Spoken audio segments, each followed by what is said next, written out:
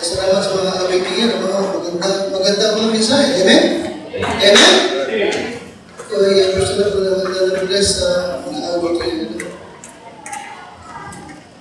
Now, yung mga sa Bible, sa inyong Bible sa book of 2 Corinthians,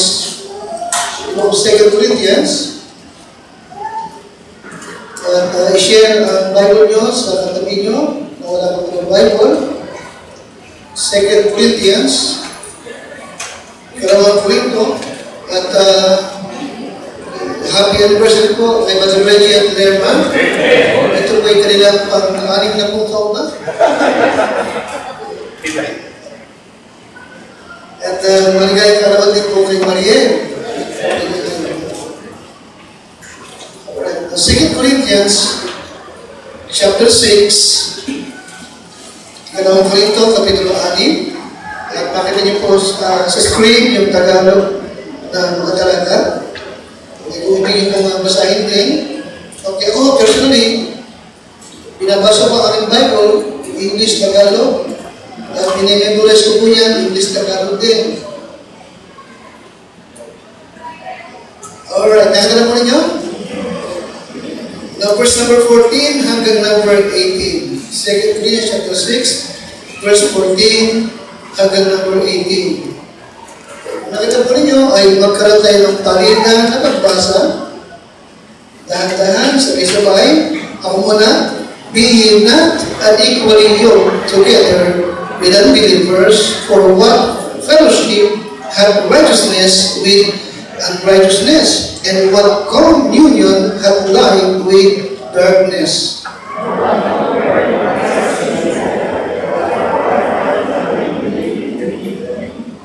And what agreement hath the temple of God with idols? For ye are the temple of the living God, as God hath said, I will dwell in them and walk in them, and I will be their God, and they shall be my people.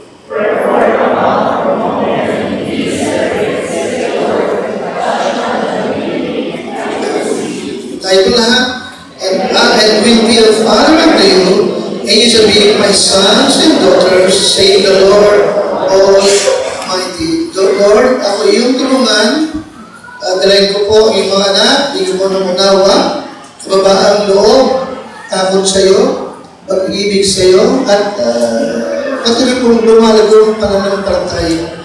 Ako po, mahal kong Diyos, ay hindi lumalapit at nagtitiwala na ikaw ang magbibigyan ng kalakasan sa akin, at salita na aking ihahatid sa iyong church. Inihiling ko ito at ang pagtubay mo, o God Holy Spirit, sa pangalan po ng Panginoon Jesus. Amen. Na ngayong umaga ay pinili ko na ito yung ating pag-usapan. Actually, kapatid, ito po'y isa sa pinakamabigat at medyo mahirap tanggapin ng maraming Kristiyano ngayong panahon ito. Ganun pa man, ito'y kailangan ihatid ng mga pastor sapagkat kukunin ng pastor to deliver the whole counsel of God. Kaya kung ito'y hindi ko i-deliver sa inyo, hindi ako sa inyo nagkasala. Sa Diyos ako nagkasala. Alright? Hindi ako sa inyo nagkulang, sa Diyos ako magkakaroon ng pagkukulang. Okay? Yes, ito'y isang mabigat na doctrine sa maraming Kristiyano ngayon. Sabagat maraming Kristiyano ngayon ay naligtas pero hindi natutong maging Panginoon ng buhay nila si Kristo. At maraming mga pastor ngayon takot i-deliver ito, no? Nagdadalawang isip kasi baka magalit ang ilang miyembro at baka may mga ilang miyembro na hindi nagdadalaw.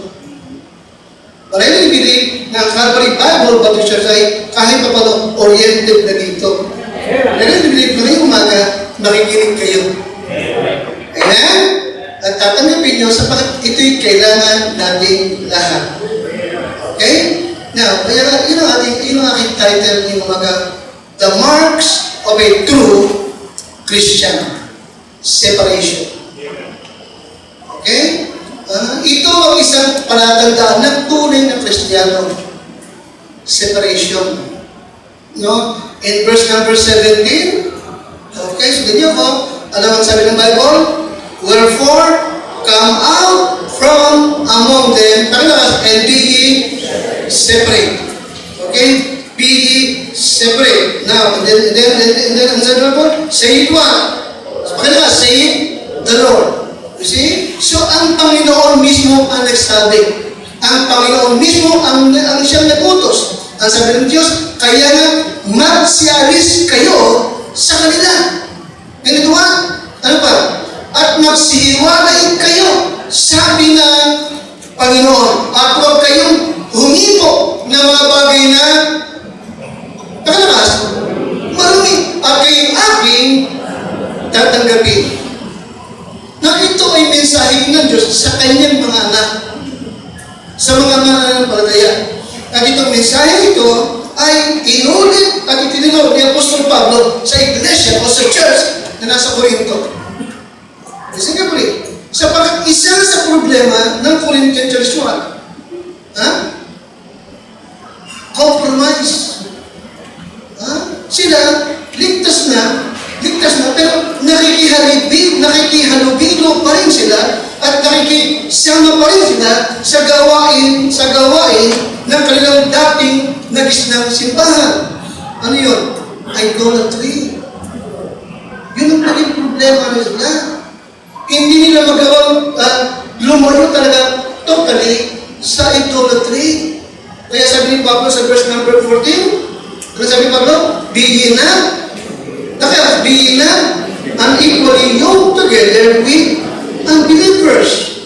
For what? Fellowship, righteousness with unrighteousness. Okay? Huwag kayong makipamatok sa nakabilang sa mga hindi mananampalataya sapagkat anong pakikisama mayroon ang katuwiran at kalikuan at anong pakikisama mayroon ang kaliwanagan sa kadiliman. And that is also verse number 15. At anong nakipagkasundo mayroon si Kristo kay sinong Belial? Satan. Isa sa titulo ni sa kaliswat, Belial. O anong bahagi mayroon ang sumasampalataya sa hindi sumasampalataya? That is number 16. 16. At anong pakikipagkaisa mayroon ang temple of God sa Diyos-Diyosa. Sapagat kayo ang temple ng Diyos na buhay. Kaya nang sabi ng Diyos, mananahan ako sa kanila, lalakad ako sa kanila, at ako'y magiging kanilang Diyos, at sila magiging aking bayan. Okay. Nang mabigat itong mensahe ni Pablo sa Corinto, sabagat mabigat yung kanilang pagkakasala, mabigat at mali yung kanilang ginagawa.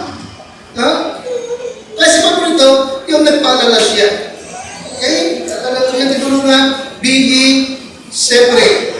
Be ye separate. Kapag ito ang isang mark ng Kristiyano. Ano yung isang part na tunay na Kristiyano? Pakalakas? Pakalakas? Separation. Separation. Okay? Now listen carefully, gandaan ko. No? Now, separation means simply to be set apart.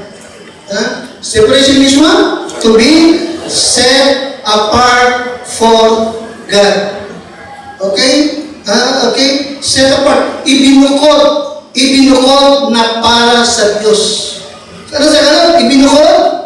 Ibinukod na para sa Diyos. Isa pa rin itong definition ay set apart for service to God. Dalawa yun, no? Pero ito yung madalas kong binabalik. Separation means set apart for God. Ibinukod na para sa Diyos. Pangalawa ay set apart for service to God. Pero nakakapareho. Ito'y panawagan ng Diyos sa lahat ng ligtas. Kayo ay inihiwalay ko na. Kayo para sa akin. Ano yung isa? Amen? Sabagat ito ang mark ng tunay na Kristiyano. Separation. Siya'y ibinukod ng Diyos na para sa Kanya. Now, ibigay number one, itong some biblical example ng separation. Number one, si Apostol Pablo. Si Pablo, listen carefully, bago siya naligtas, siya ay very religious. Stricto siya sa kanyang relihiyong Parisayo. At sa kanyang pagiging super religious, ay kanyang inusin ang church ng Panginoon. Dinadakil, ibinibilang ko ang mga tunay na Kristiyano. Alam niyo ba yun? Tinawag siyang persecutor. Alam niyo sila? Mag-uusig. At isa siya sa involved ng batuhin hanggang sa mamatay. Sino yun? Si Esteban, di ba? Na habang binabato nagpipray, ano nakikinig sa akin? But in chapter 9, sa kalagitnaan, nakatagpo siya ng Panginoon. Nakikinig sa akin? Nahulog sa kabayo, nabulag, nakakilala kay Kristo. Okay? And tinan nyo, Acts chapter 9, dating religious, dating persecutor, and in the book of Acts chapter 9, matapos siyang maligtas, nakakatatlong araw pa lamang siyang naligtas, no? Chapter 9, verse number 20, pakalakas, and straightway, pakalakas, He preached Christ in the synagogue, that He is the Son of God. Nakatayin po yan? Okay. At sa verse number 21, yung mga tao, kamag-anak, mga dating kasamahan niya sa simbahan, anong sabi? But all that heard him were what? Namangha, yung mga tao nakakilala sa kanya. Anong sabi na? Hindi ba ito yung dating nagsisikap na usigin, wasakin, yung mga tumatawag sa kanyang pangalan sa Jerusalem, and came hither for the intent that he might bring them bound under the chief priest, but Saul increased the more in strength and confounded the Jews, which not until that proving that this is what? The very Christ. Nakatinig po yan. Amen? Amen? Naligtas ngayon what? He began to serve his new master. Sino yun? Si Christ. Ito yung separation. Okay? Lumayo siya sa kanyang dating maling pananampalataya. At ngayon, pinaglilingkuran niya yung Kristong dati kanyang inuusin. Set apart for God. Secondly, the prodigal son. In Luke chapter 15, alam niyo po yun? Yung isang ama, may dalawang anak, yung bunsong anak, hiningi yung kanyang mamanahin agad, at naglakbay sa malayong lupay, nilustay lahat ang minana sa kanyang ama, namuhay ng taliwas, namuhay sa lalan, hanggang sa bandang huli ay kanyang nauluan yung kanyang mali at masamang ginagawa. Nakikinig ka sa akin? At nung siya nasa malayong lupain, anong kanyang naging hanap, anong naging trabaho niya? Sabagat naghihirap na siya, pakain ng baboy. Nakikinig ka sa akin? Amen? Kaya nga, sino ang kanyang madalas kasama? Palakas, mga baboy. Nakikinig kayo? At halos kainin yung pagkain ng baboy. Maliwanag ba? Maliwanag ba? Naging maroy ang kanyang pamumuhay. Maliwanag mo kung Luke chapter 15. No? Okay? Nung kanyang napagtalastas na mali, ang kanyang nagawa at siya nagkasala. Anong nangyari? Ano nangyari? No? Verse number 18, ano sabi niya? I will arise and go to my father. Ako'y magbabangon at ako'y babalik sa aking ama. At sabihin ko, nagkasala ako sa iyo at sa langit at hindi na ako dapat ng tawagin iyong alipin. Ganun pa man yung kanyang ama, tinanggap siya, pinatawad siya, niyakap siya, yung kanyang barong madumi na parang basahan, inalis at tinakpan ng robe at sinuot ang kanyang singsing. Nakikinig ka sa akin? Amen ka siya? Oh, amen? You see? And then, ano nangyari ngayon? Ngayon, siya'y humiwalay sa kanyang old life, bumalik siya sa kanyang ama, at ngayon, ang kanyang kasama na iswag, ang kanyang ama. Maliwanag ba? Kumakain kasalo ng kanyang ama at namumuhay na ng malinis kasama ng kanyang ama. Iba na yung kanyang kasama, iba na rin yung kanyang bahay. Are you with me, sir? Amen? Listen, that's the way it should be sa bawat anak ng Diyos. Separation. Are we good? Amen? Hihiwalay ka, lalayo ka na sa masama mong buhay sapagat na kay Kristo ka na. Maliwanag ba? Maliwanag ba? May bago na siyang pagkain, may bago na siyang bahay na pinapuntahan, at may bago na siyang mga kasama. Okay? Then, in Mark chapter 5, the man Jacob Gadara. Una, na halimbawa, sino? Pangalawang halimbawa, sino? Pangatlong halimbawa, the man Jacob Gadara. Ito yung lalaki na possess ng libo-libong demonyo. Pinuntahan siya ng Panginoon. Pinalaya siya. Dati-dati yung buhay niya ay mabangis, walang saplot, nakatira sa mga libingan. Nakikinig sa akin? Yung kanyang katawan, sinusugatan niya ng matitalim na bato, araw-gabi, sigaw siya ng sigaw, at yung mga takot na takot siya kasi pagkat napakabangis, napakalupit, walang saplot, napakadumi. Yan yung isa. Listen, ito yung larawan ng taong wala kay Kristo. Wild. Maliwanag ba? Walang makapagpatino, walang makapagbago ng kanyang buhay. Yung kanyang buhay, yung kanyang katawan ay sinisira niya ng masasamang bisyo. Ngayon, natagpuan siya ni Yesu Kristo. Amen? Hindi siya ang nakatagpo kay Kristo. Si Kristo ang nakipagtagpo sa kanya. Amen siya? Amen? At nakikinig ka sa akin? Na-notice, Mark chapter 5. Okay, na-notice verse number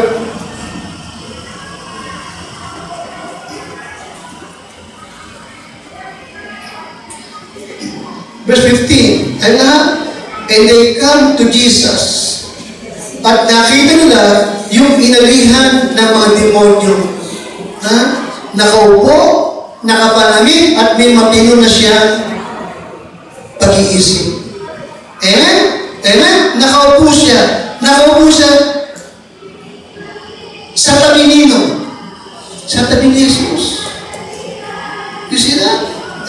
Anong sabi ng tao nito na naligtas at binago ng Panginoon? Verse 17, pakalakas, and they began to pray him to depart of their causes, and when he was come into the ship, he that had been possessed with the devil, what?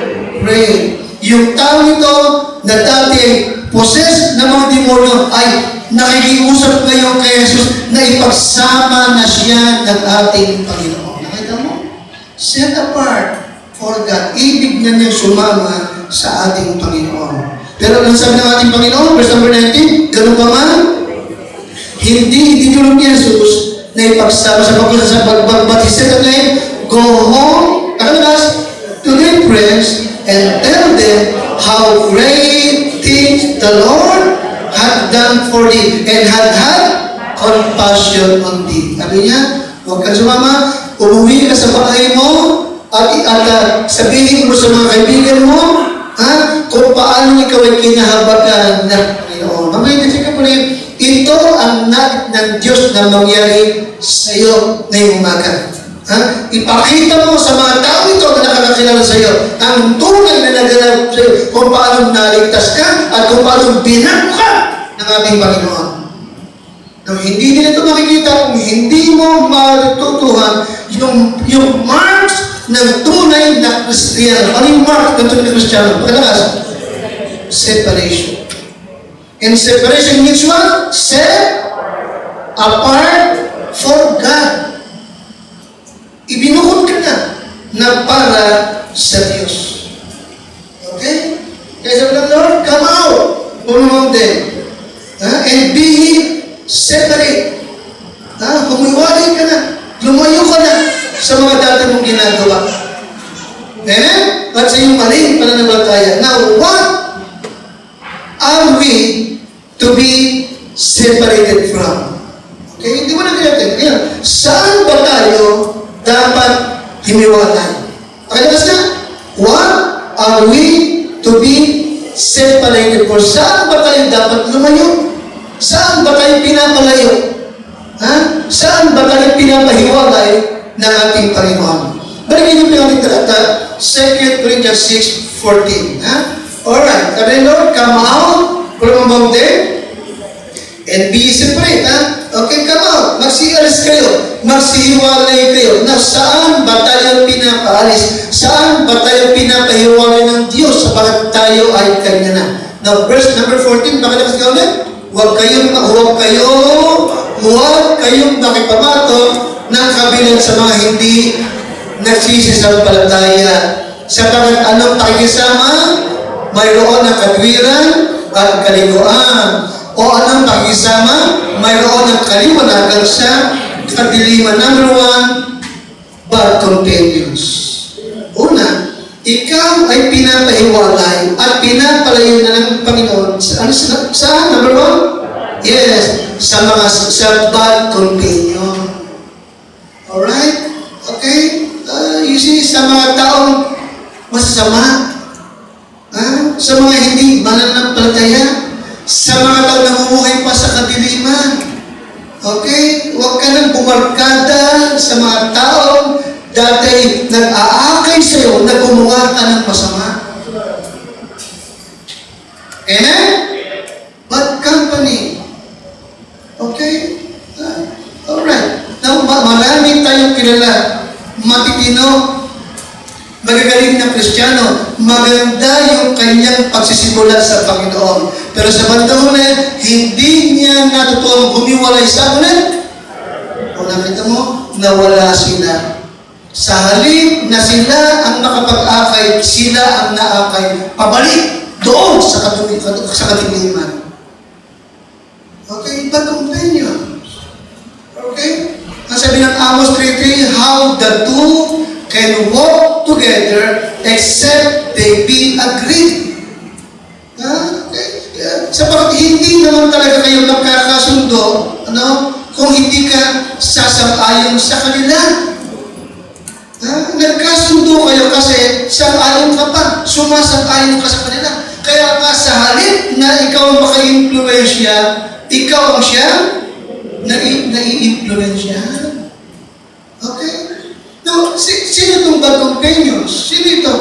Ito yung mga dating barkada na naglalasing pa, naninigarilyo pa, nagsusugal pa.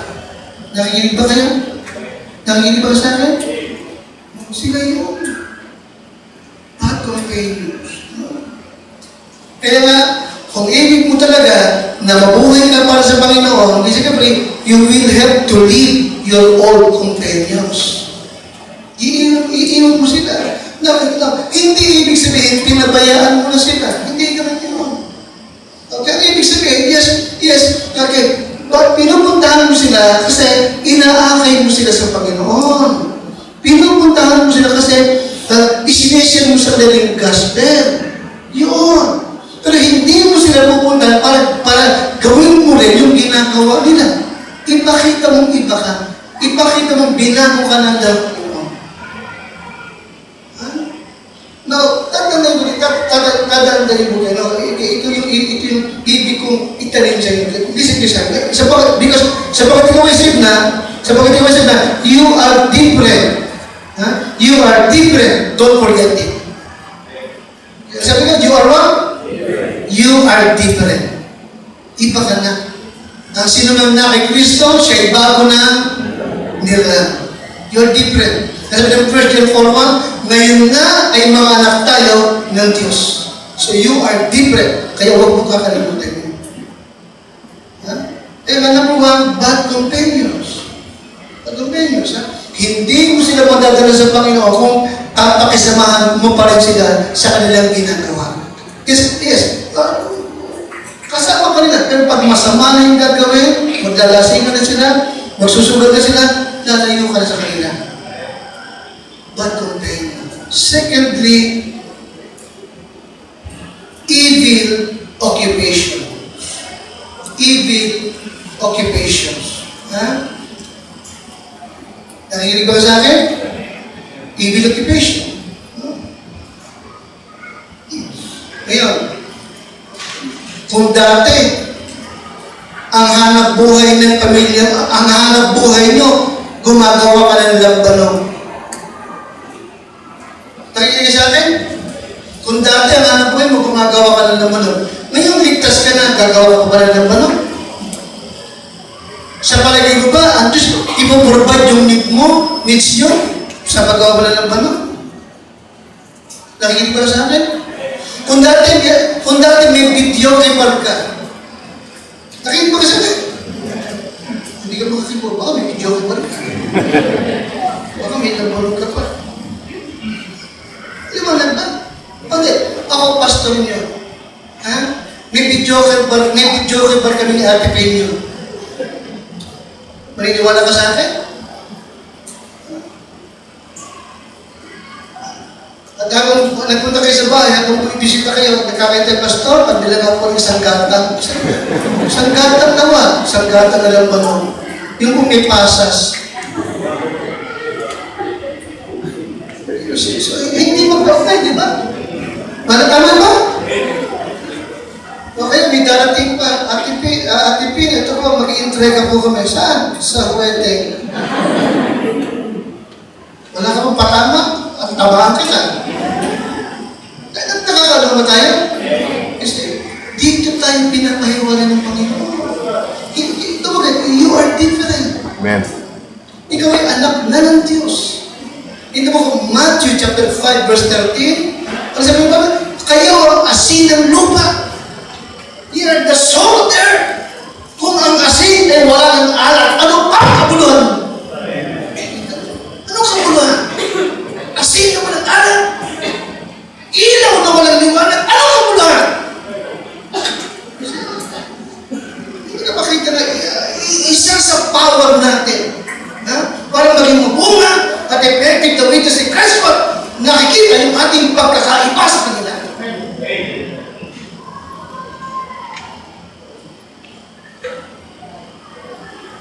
Evil occupation. Dati may pasugalan ka, tsaka kumikita, kasi bawat nananalo, anong tawag doon sa lagang? Tong. Tong ba yun? Tama, tong ba yun? Ayun na! Sana yun! Tong! Ayun. Nalagay mo sa puto sa tabo sa gitna, bisa ano lang. Diba? Hindi lang ito. Hindi ba kayo mag-provide ng Diyos sa inyo sa ibang paraan? Wala ko kayong pwedeng itinda, ang balog lang ba? At hindi ka magpansit. O kaya ay magbukupay. O kaya ay kapihan na naman. Sa kapit ng kapihan na yan. Hindi na makatuloy yung mga kabataan natin. Kasi sila, nagkakapihan. Sabi ng kapihan. Wala nang kanin, kapihan na lang. Ay, hindi siya. Even of the patience. Okay? In Matthew chapter 5, basahin mo, verse number 13. Matthew 5:13. Maniwala ang Panginoon that we should give up. We should give up anything that will hinder us from being a good witness for the Lord. Mahalaga talaga na dapat mo nang isuko, tigilan, bitiwan na anumang mga bagay na magiging hadlang. Hadlang para hindi ka maging mabuting witness na ating Panginoon. Matthew 5:13, tayo na, kayo ang asin ng lupa. Maliwanag ba? No. Anong ibig sabihin ng asin? Bakit ikinumpara tayo sa asin? Ang asin ay nagpapakita ng mga influence. Anong nagpapakita ng asin? May alam? Influence. Okay? Ibig ng Lord, ikaw at ako ay pagsibing mabuting, mag-good influence. Hindi ba?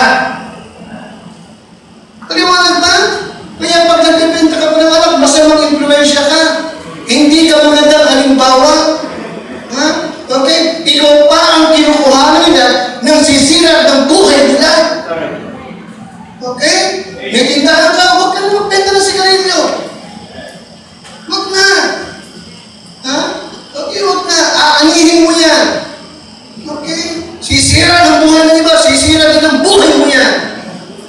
Pasukalan, huwag ka na magpasukalan. Okay? Kaya kang i-bless, kaya kang pagpayarain, kaya kang payamanin ng Lord sa ibang paraan. Hindi dyan. Ito yung mark ng tunay na Kristiyano. Simple, humihiwalay na sa gawa masama para kay Kristo. Okay? Kaya mo nga sa lupa, ngunit kung ang asin ay tumaba, ano ang ipagpapaala? Wala nang ano pa man. Kita mo? Ang Kristiyano na hindi magandang influence, wala siyang kabuluhan. Kundi upang itapon sa labas at yurakan ng mga tao. Ano yung yurakan ng mga tao?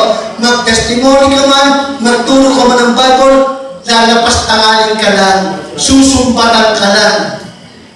Kasi masama ang hanap buhay mo.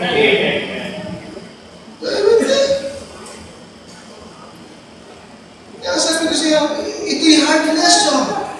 Okay? Pero ito'y tinuturo ng Diyos at ibig niyang matutuhan natin lahat.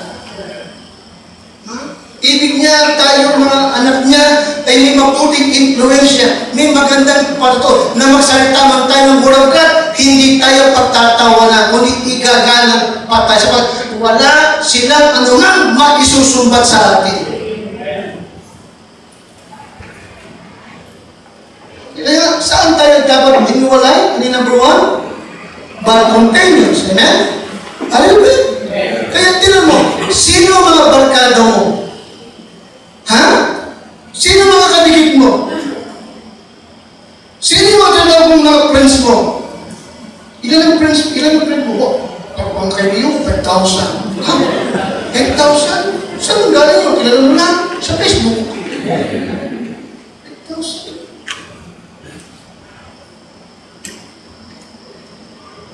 Sino mga friends mo? Sino mga kaibigan? Sino mga close friend mo? Yung mga tao ba niya, kapag kasama mo, lalo kang napapalapit sa Diyos? Ha? O pag kasama mo, hindi ka nakakapag-church? Nakikinig ka sa akin?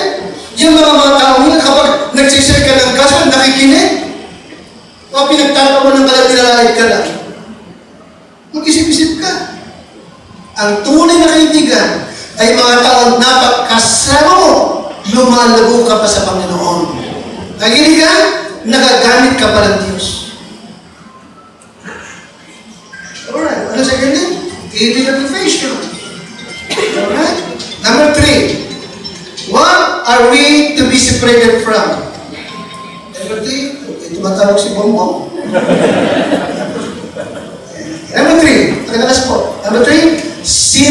places. Sinful places. Yes, kasi discipline. There are many places. There are many places na dati mong pinupuntahan. Okay? May mga lugar ka na dati lagi mong pinupuntahan nung wala ka pa sa Panginoon. Na ngayong na kay Kristo ka na, hindi ka na dapat makikita doon. Simple place. Now, bigyan niyo ako ng simple places. Kaya hindi, saan ka natin dito? Simple places. Father ninyo, imagine ninyo. Simple places. Dating hindi ko pinaging naman ng beer house. Simple places. Bilyaran. Nangangarap ka naman ng bahay, may bilyaran. Nakakita kami. Pag ako ni bahay, meron akong good day doon, may bilyaran. Sugada. Amen? Sugada. Amen? Amen? Video okay ba? Dapat ka ba nakubong ng video okay ba? Gusto bakit nandiyan ka? Dinidikit ko. Dinidikit.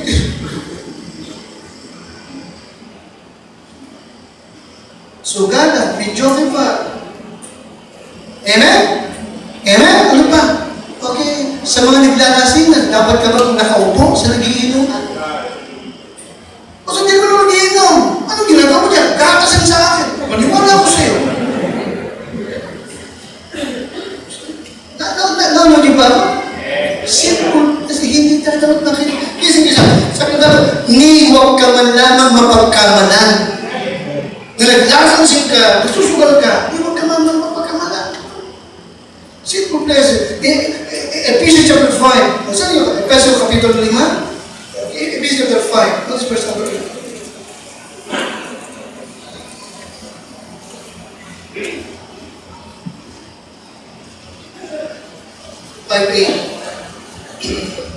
Okay, nandiyan po kayo? For you were sometimes what? Ito mo? Okay? Noong unang panahon, kaliliman ka. Dapat ngayon, ano ka na? Kaliwanagan sa Panginoon. Magsinakap kayong gaya ng mga anak ng walang kaliwanagan. Huwag kayong matagpuan sa mga simple places. Okay?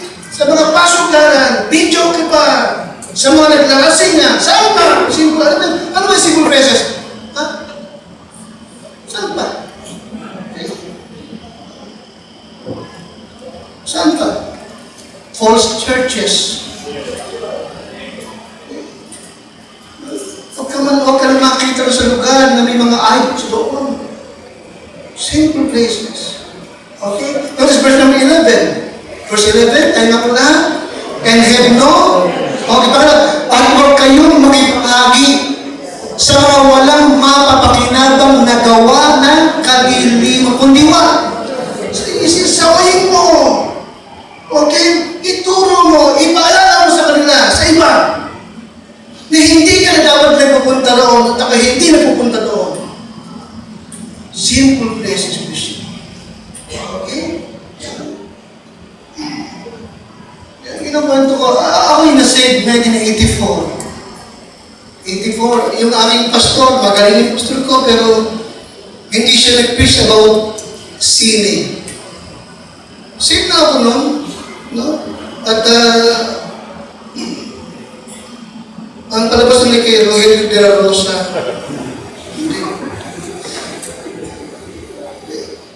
ligtas na ako, nagkatrabaho pa kami ng Brother Reggie sa Pasig. Hindi ko alam, yung tukong sa sine na yun.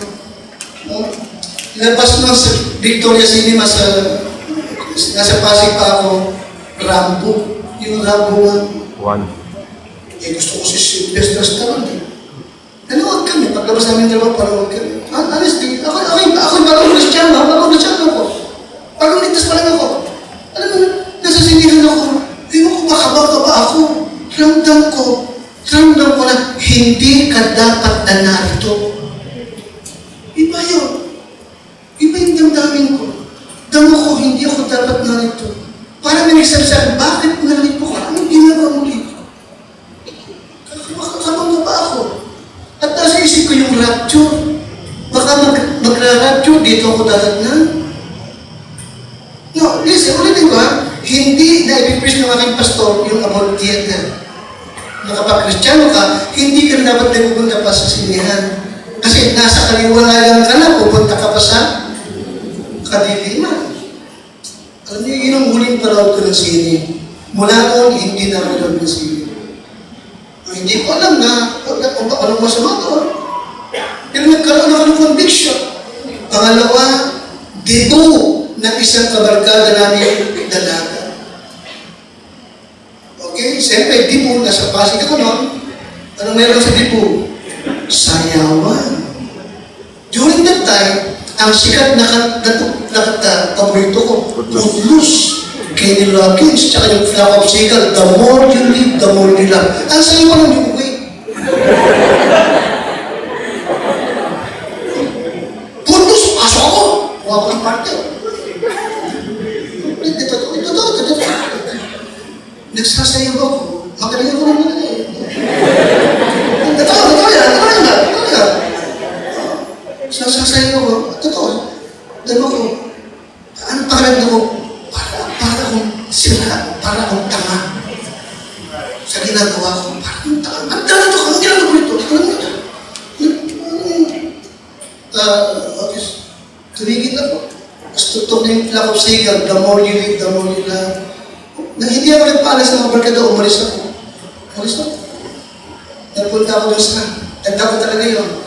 Sa nagpulong akasya noon, pambangi, papalabas na yun. Nakakayaw ko ito, mag-iisip ako. Nag-iisip siya ko, mali ito. Bagabag ako.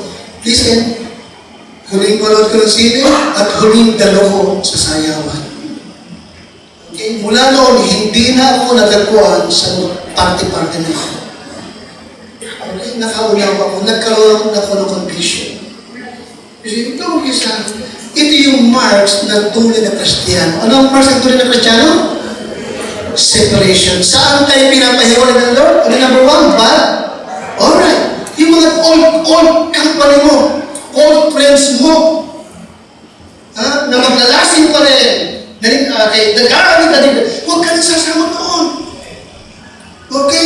You see, ipapray mo, masave sila, pero hindi mo sila para pakisamahan.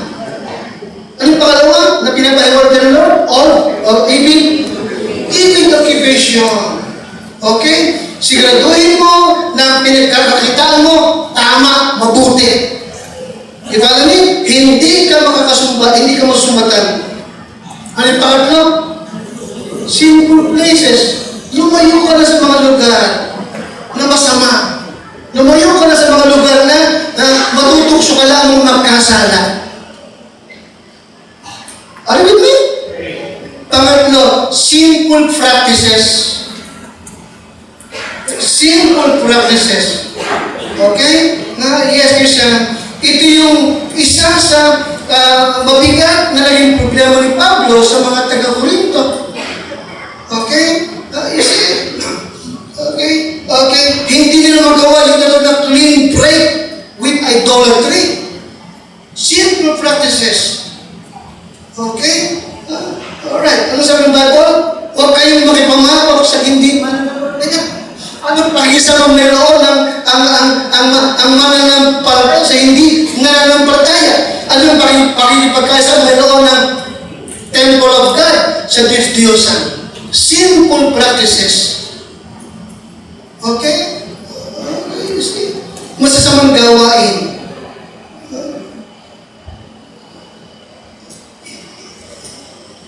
Notice Christian, yes.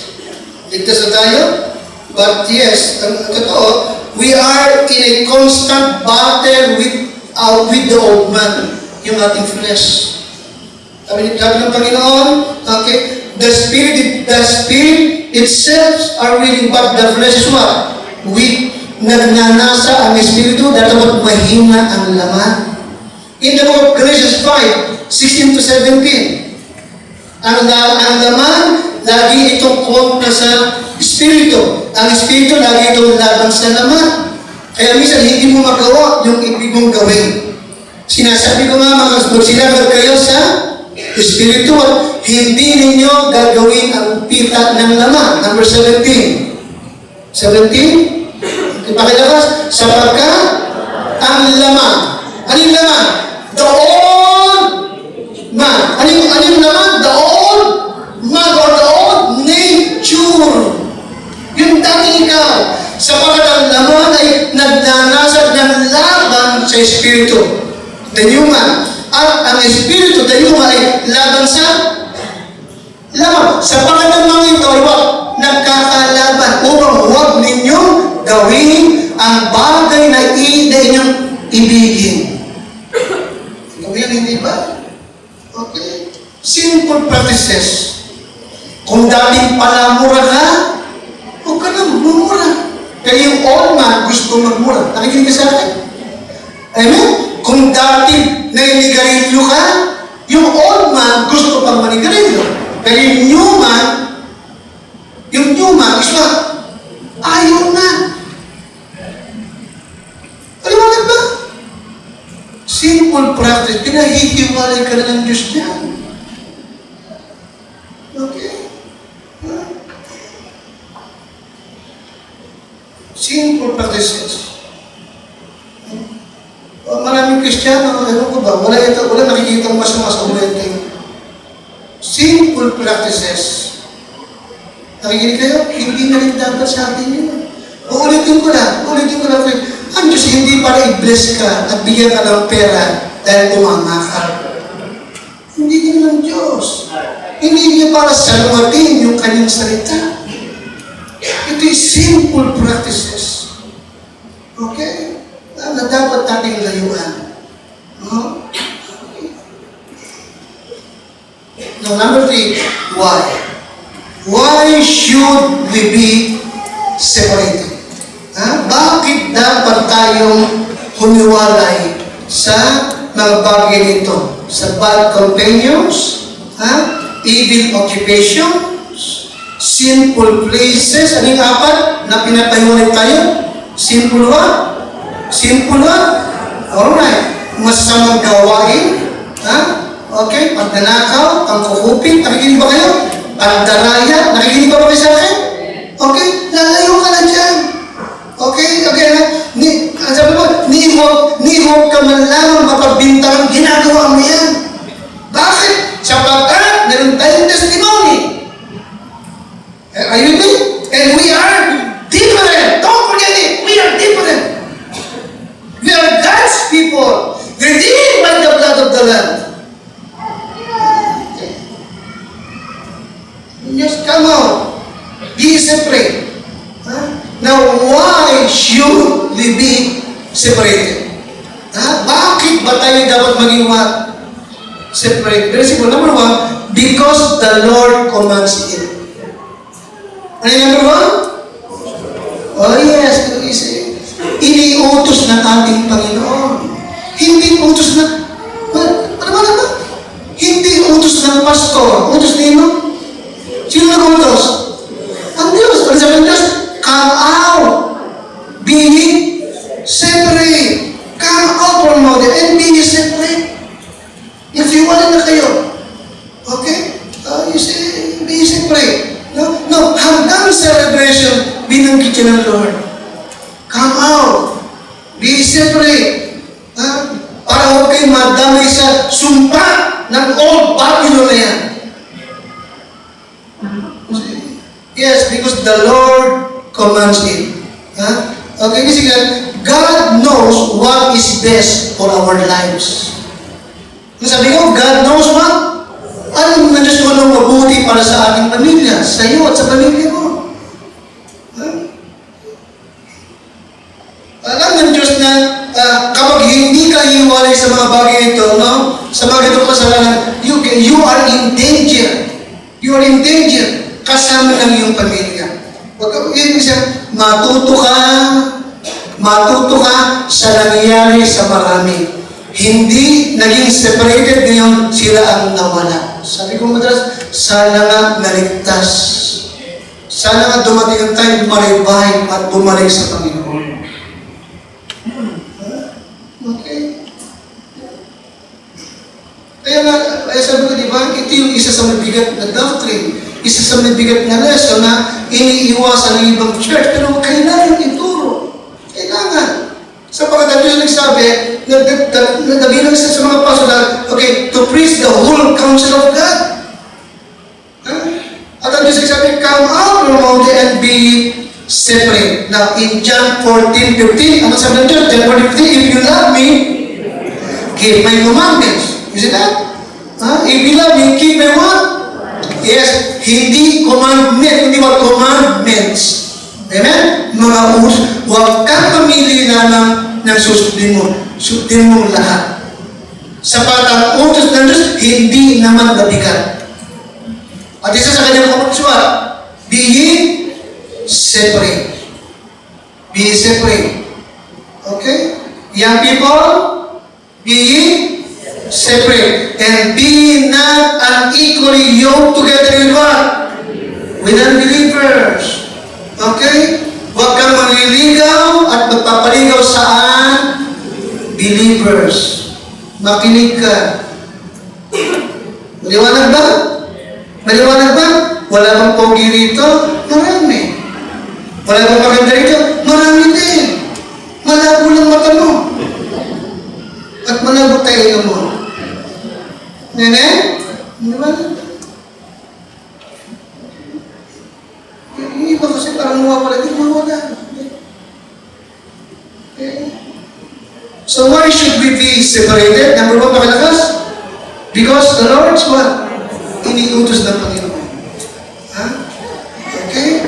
At ang sabi ng Lord, if you love me, keep my commandments. Pangalawa, because of our influence. Because our influence depends upon it. Okay? And remember, ye are the soul of the earth. Kayo ang kasi ng lupa. Ha? Okay? Influence is one of the mightiest thing in the Christian life. Amen? Amen, Christian? Influence. Okay?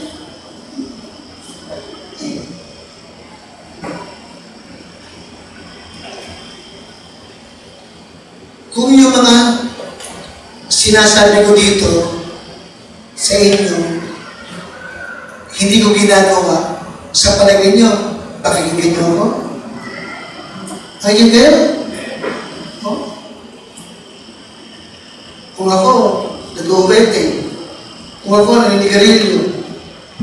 Kung ako, nakita sa video ko pa, ako ba, papakinggan nyo ako? Kayo din. Maliwanag ba? Maliwanag ba? Kayo din. Kung nakikita ng mga tao, kabarkada mo, kaibigan mo, yung buhay mong binago, isip, magsalita ka sa kanila, pakikinggan ka nila. Amen. Because of our influence. Congregation, ito, all of us have an influence. Tayo lahat ay mayroong influence, either good or what? Good or bad. Eh, tanong mo sila mo, anong klaseng influence ka? Good or bad?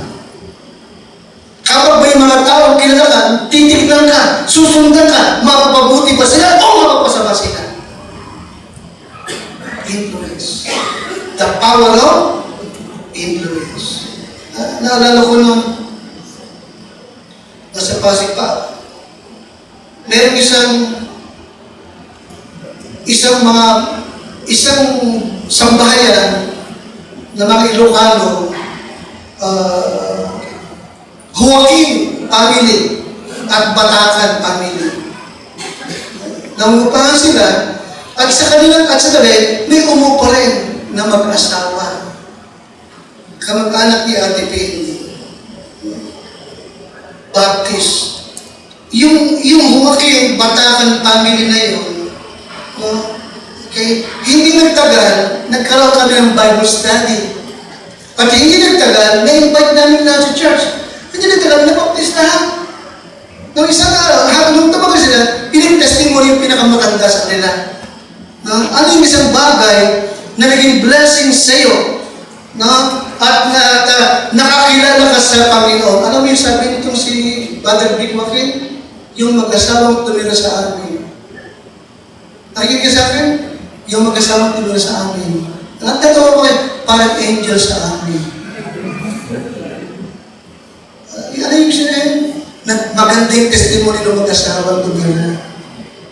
Yung pala, hindi alam ng mag-asawa, hindi na Juna, inoobserbahan sila ng mga Ilocano yun.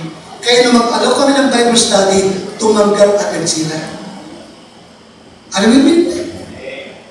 You see? Good influence yung mag-asawa. Yeah. Kaya, why should we be separated? Ano yung number 2? Because of our what? Influence depends upon it. Pangatlo, because our power depends upon it. Because our power depends upon it. In 2 Timothy 2 and verse 21, 2 Timothy 2 and verse number 21, okay, kaya po. Is Tagalog. Kung ang sino man ay malinis sa alinmang ito, ay magiging sisidlan ikapupuri, pinakabanal, marapat gamitin ng may-ari, nakahanda sa lahat ng gawang mabuti. No, ikaw yun, ako yun, tayo po yun. Yung ating katawan, ibig na lang ay magsilbing what? Vessel na malinis. Okay? Amen? Clean. Good for the master's use. What is it? Kaya nga, why should we be separated? Yes, because our power depends upon. Huwag makatagpo, nakakita ng kadumihan, kasamaan sa ating buhay. Maliwanag ba? Maliwanag ba? Nawa, yung ating nawa, ikaw ay magsibiwa, vessel unto honor. Good for the master's use. Karapat dapat gamitin ng master. Sino ating master? Si Christ. Mahirap gamitin yung sisidlang madumi. Ano mo? Ano ba natapos na ako? Halimbawa, si Brother King, nagpunta sa bahay mo, nagtanghalian, at kailangan niya ng tubig. Iinom siya. Na lahat ng baso mo, nagkataon, madumi, kagabi pa, nasa hugasan. Langis-langis ng timantiganan. Nakikinig ka sa akin? Nakikinig ba ka sa akin? Apailan yung basiki doon sa manti-mantigang baso. Maliwanag ba? Lagyan mo ng tubig. Lagyan mo ng tubig. Manti-mantika, di ka rin ba? I-serve mo kay Brother King. Parang inumin mo. Hindi mo inumin, madumi. Nakikinig ka lang. Ikaw yung sisidla. Ikaw yung vessel. Na ibig Lord, malinis ka para kagamit-gamit ka sa Diyos. Okay? In Ephesians 5:18, be not drunk with wine, wherein is excess, but be what? Be filled. Mapuspos kayo ng banal na Espiritu.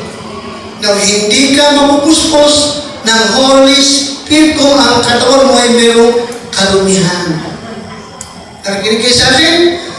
Ang Kristiyano na pinupuspos ng Holy Spirit ay sa pagkabersyon, malinis na buhay. Malinis na puso at isipan. At malinis na what? Kamay, walang ginagawang kasamaan. Okay? Yes, Christian, our power depends upon it. Being ye separate. Don't forget, you are different. You are different because huwag mo kakalimutin is parang ikaw ay kanyang anak. Okay? Kaya sa umaga ito yung katanungan. Are you living a separate life? Are you living a separated life? Don't forget, this is a mark of a real Christian. Willing siya na humiwalay, lumayo sa masama na para sa Panginoon. Tumayo po tayong lahat. Dakilang Diyos,